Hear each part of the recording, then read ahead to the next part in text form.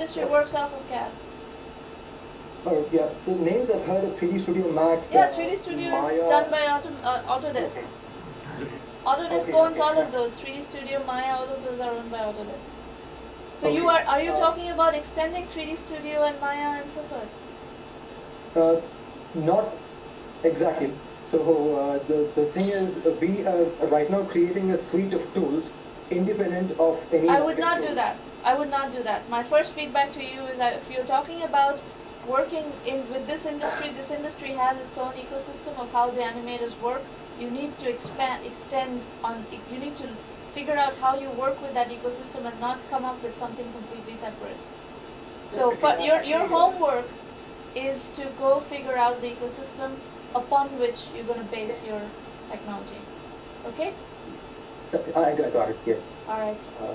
And that would give you the positioning very easily. You can actually go partner with these the animators and become a library provider on top of it, and you can get into their ecosystem and developer network very easily. Actually, the problem is basically the problem lies with their ecosystem. So we want to change their ecosystem, build a new ecosystem where actually the development process or the modeling of the models, the basic modeling of designing of the models changes now. So the previous slide. Explain the example. So I'll just come to that. Actually, what I understand is this. A 3D artist will be uncomfortable trying out a new tool and moving away from his usual way of doing things. They will not move out of the new tool, and you do not have the muscle to market against Autodesk. Definitely. So that is not our intent. Right? So our intent is that for the programmer and the domain expert to sit down and codify these models, there will be a separate SDK. But for the artist who actually uses these models and puts them into his game, we will integrate a plugin into whatever environment they work in. So somebody works in 3D Studio Max, we'll have a plugin which will interact with our system and provide the facility within the framework of his application. So you are still talking about a library, right? You're generating a library, isn't it? An authoring mechanism using which a developer will be able to specify the model. But this will need somebody who can write code and who understands the domain. But after this, for the use case, there is one person who does this, and 10 artists in 10 different places can use the model. So is that? No, how you develop the library is one thing. What you have to separate how you develop the library and how you market the library. How you develop the library is coding people and artists sitting together and developing a library. And then you're taking that library and adding it on to an existing ecosystem of an Autodesk, a Maya or a 3D Studio or whatever. Right? That is your go-to-market strategy. So to the people who are using the 3D Studio and Maya and so forth, you are bringing in the library through their ecosystem. So this is where the ecosystem is really important, because you cannot have a usage model that is going to change. You are going to have animators sitting without Autodesk and Autodesk products doing their own animation. Your library will have to come into that fold. How you develop the library is completely a separate issue. That's your development issue.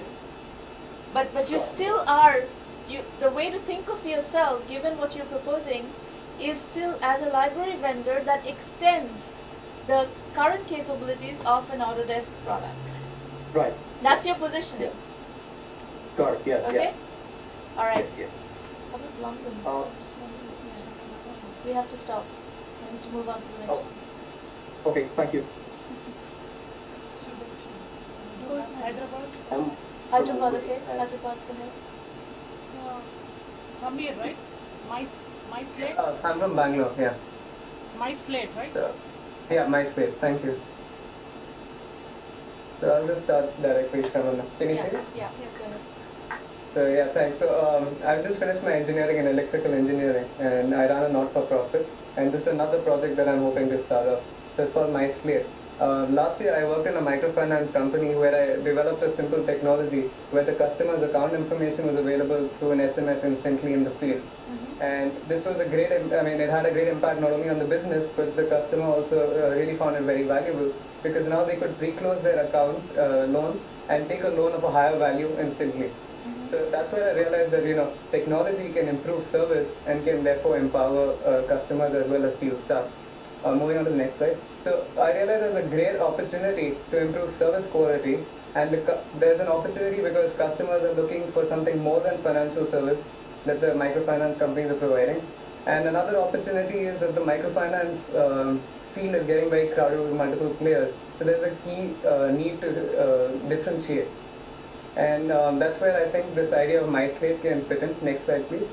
So this is a simple device that can be used in the field. And the key idea over here is to use software innovation and build off existing hardware. So this is a netbook which we hope to modify and build off this, a simple low-cost device which will be about $350 with a touch screen device screen, so that it's helpful for first-time technology users.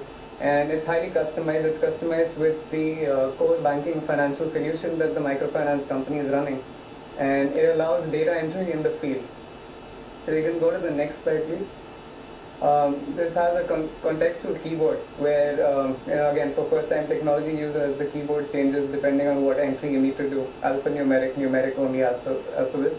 It can be oriented to from 0 to 90 degrees. So when women sit in a center meeting, it can be used to display information. So like when you're having customer acquisition, you can talk about what microfinance is and what are the values of the organization. Or when you're doing regular center meetings, you can use this to disseminate information, certain resources online, videos, etc., government policies. And who buys this So product? Is it microfinance the microfinance organization, microfinance institution? Yeah, they buy it, and it is used by the field staff to improve their service to the customer. So it's a shared device at a field staff level. Got it. And this can also be used to scan documents, take pictures. The camera is realigned, and you have LEDs at the back, which evenly lights up the document. And this level of clarity works really well with microfinance companies. They just basically need to have some proof. So what we're trying to do is with this device really change microfinance the way it is. Bulk of the delays and bulk of the service problems are because of applications go back and forth because there are a lot of errors. Right? They go from the office to the field and from the field and back to the office. So we're trying to take this whole device into the field and have data entry directly in the field and use this to even develop the customers. The customers are always talking about, financial service is not enough. I need some non-financial service like skill building exercises, etc. And there are a lot of videos available online, or there are certain, you can use this to disseminate information about government policies, etc. I like it. I like it. Okay. I like it. So one thing that you should look at. That brings me to my. I'm sorry. That brings me to the next few questions that I have. So I have right now created so when I interned last year, I have a relationship with them. And I am starting to do these, field tests, etc. But really, I mean, because the hardware is not mine, I'm customizing a pre-existing netbook. So I'm not sure about, I wanted to ask you about, sustainable positioning.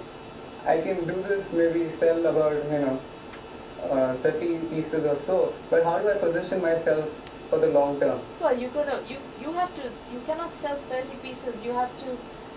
Every microfinance organization has a bigger territory, right?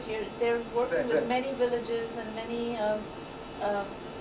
many groups. So 30 is not your total available market. You have to do an assessment of what is your total available market, if this becomes kind of the console for field support in microfinance, what is the total available market for that? How many microfinance institutions are there? How many are there supposed to be? Because microfinance is a very big growing segment right now, and how many of these are needed to cover all of India? And then these are solutions that you can also market in Latin America. You can market it in Africa. I think this is not you shouldn't think about it as an India only opportunity.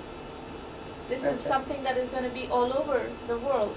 But your idea about a console, a service console, a field support console for microfinance, I think is a very sustainable positioning. Okay.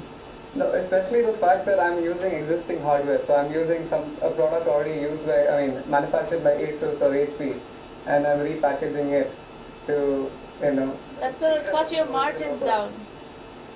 Yeah.